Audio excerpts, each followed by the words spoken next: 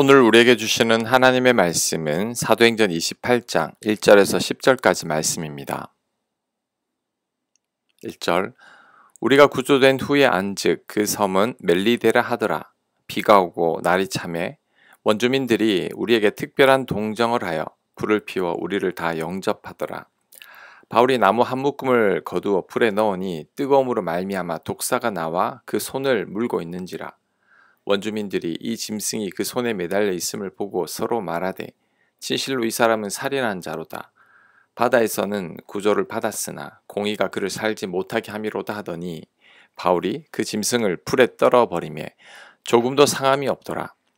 그들은 그가 붙든지 혹은 갑자기 쓰러져 죽을 줄로 기다렸다가 오래 기다려도 그에게 아무 이상이 없음을 보고 돌이켜 생각하여 말하되 그를 신이라 하더라. 아멘. 바울이 탄 배가 파선하고 구조된 섬이 멜리데입니다. 이 멜리데 섬은 아프리카 북동쪽에 있는 섬으로 로마의 지배를 받고 있는 섬이었습니다. 그 섬으로 바울이 구조된 것입니다. 마침 그 섬 사람들이 난파된 사람들에게 호의를 베풀었습니다. 비도 오고 날도 차니 모닥불을 피워서 맞이한 것입니다. 그때 마침 바울이 불을 피우려고 나무 한 묶음을 던졌는데 그 안에 하필 독사가 있었습니다. 그 독사가 바울을 물었던 것입니다. 바울이 독사에게 물렸으니 섬 사람들은 그가 죽을 것으로 생각했습니다. 그런데 바울이 안 죽습니다. 섬 사람들이 놀라서 바울을 신이라고 불렀습니다. 자, 그런데 바울이 왜 안 죽었을까요? 독사에 물리면 죽어야 하는데 왜 안 죽는 걸까요? 사명이 있는 자는 안 죽습니다. 그래서 이제 바울도 독사에 물렸지만 조금도 요동치지 않았습니다. 자신이 절대 죽지 않을 것을 잘 알고 있기 때문입니다.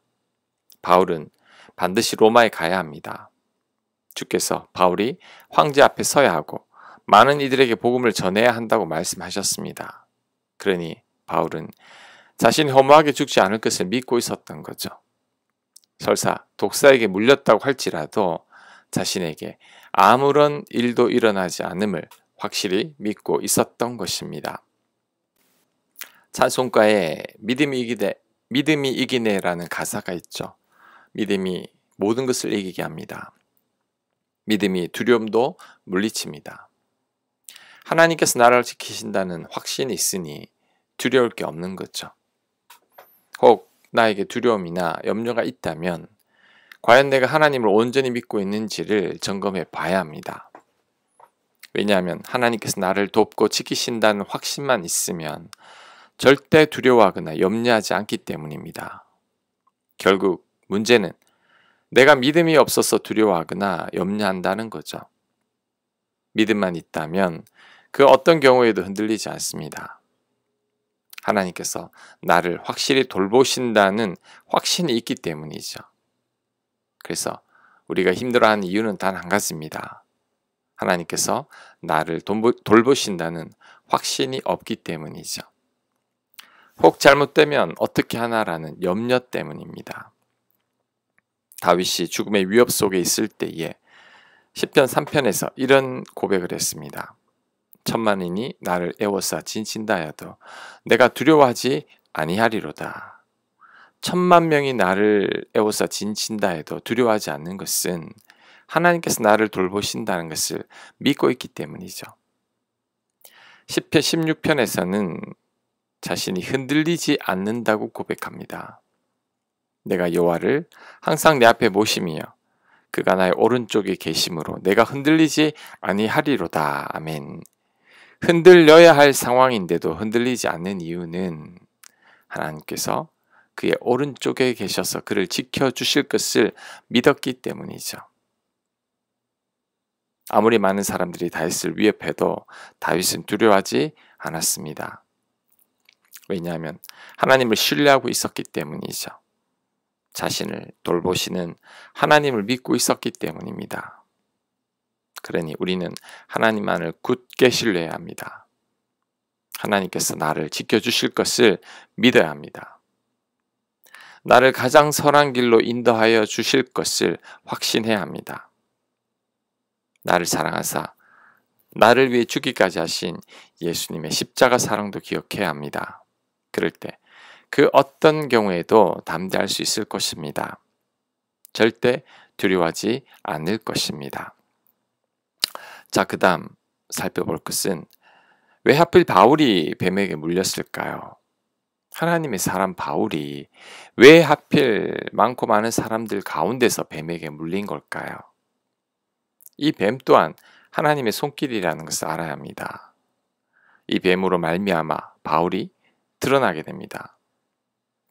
섬 사람들은 신이라고 하면서 바울을 높입니다.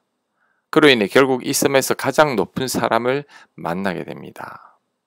이 작은 뱀도 이렇게 쓰임을 받고 있는 거죠. 독사에게 물린 것이 이런 선이 될 줄 누가 알았겠습니까? 하나님의 일하심이 이와 같습니다. 인간적인 생각으로는 재수가 없고 왜 하필 내가 뱀에게 물리나 이렇게 생각할 수 있지만 하나님은 이런 독사를 통해서도 역사하신다는 것입니다. 우리가 고난 가운데 있을 때 하나님의 손길은 다양하게 펼쳐집니다. 전혀 예상치 않은 방법으로 역사하십니다. 독사를 통해서, 예상치 않은 사람을 통해서, 기대하지 않았던 환경을 통해서 하나님은 역사하십니다. 기드온은 나팔과 횃불만으로 전쟁에 이겼습니다. 모세는 지팡이 하나로 백성들을 인도했죠. 다윗은 물매 하나로 골리앗을 이기게 됩니다. 우리를 향한 하나님의 손길은 다양합니다. 우리는 그 하나님만을 신뢰하면 됩니다. 그럴 때 하나님께서 가장 선한 길로 인도하실 것입니다. 어쨌든 독사에 물리고도 살아남은 바울은 그것의 계기가 되어 그 섬에서 가장 높은 사람에게 초대를 받게 됩니다. 7절. 이 섬에서 가장 높은 사람 보블리오라 하는 이가 그 근처에 토지가 있는지라 그가 우리를 영접하여 사흘이나 친절히 머물게 하더니 보블리오의 부친이 열병과 이질에 걸려 누워있거늘 바울이 들어가서 기도하고 그에게 안수하여 낫게 하며 이러므로 섬 가운데 다른 병든 사람들이 와서 고침을 받고 후한예로 우리를 대접하고 떠날 때에 우리 쓸 것을 배에 실었더라. 아멘. 바울 일행이 보블리오라는 사람에게 초대를 받았습니다. 3일간 친절히 머물게 해줍니다. 그때 마침 보블리오 부친이 열병과 이질로 아파했습니다. 바울이 기도하고 안수하니 병이 낫게 되었습니다. 그래서 이번에는 섬 사람 가운데 아픈 자들이 다 몰려와서 바울에게 병을 치유받게 됩니다. 그로 인해 바울 일행은 더 후한 대접을 받게 되죠. 나중에는 떠날 때 필요한 모든 것을 공급까지 받게 됩니다. 마가복음 16장 17절에 이런 말씀이 있죠. 믿는 자들에게는 이런 표적이 따르리니 뱀을 집어올리며 무슨 독을 마실지라도 해를 받지 아니하며 병든 사람에게 손을 얹은 즉 나으리라 하시더라. 아멘. 예수님의 이 말씀이 그대로 이루어졌습니다. 바울이 뱀을 집어 올리며 독을 마실지라도 괜찮았죠. 손을 얹은 즉 병든 자가 나았습니다. 바울을 통해 이런 역사가 나타난 것입니다. 뱀 한 마리가 이런 역사의 물꼬를 튼 거죠. 하나님의 섭리가 참으로 놀랍습니다. 그리고 마침 보블리오의 아버지가 아픈 것 또한 하나님의 놀라운 섭리라고 생각합니다. 왜 하필 그때 아픕니까?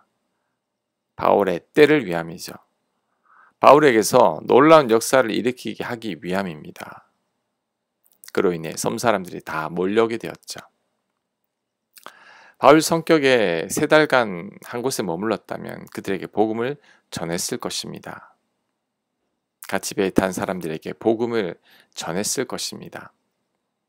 뱀 한 마리가 연이은 보블리오 부친의 질병이 이런 놀라운 역사의 시발점이 된 것이죠. 하나님의 방법은 참으로 놀랍습니다. 하나님의 때는 참으로 절묘하죠. 이런 하나님이 우리 하나님이십니다. 우리의 아버지시죠. 그러니 우리가 두려울 게 뭐가 있겠습니까? 오늘 하루 믿음만 가지고 산다면 우리는 더 이상 두려울 것이 없을 것입니다. 아멘. 묵상과 적용 질문입니다. 지금 내가 두려워하고 있는 것은 무엇입니까? 그 두려움보다 하나님의 돌보심이 더 크다는 것을 묵상해 보시기 바랍니다. 결국엔 우리를 가장 선한 길로 인도하실 하나님을 묵상해 보시기 바랍니다. 기도합니다. 하나님, 그 어떤 경우에도 두려워하지 않게 하옵소서. 하나님을 온전히 신뢰함으로 항상 담대하게 하옵소서. 예수님 이름으로 기도합니다.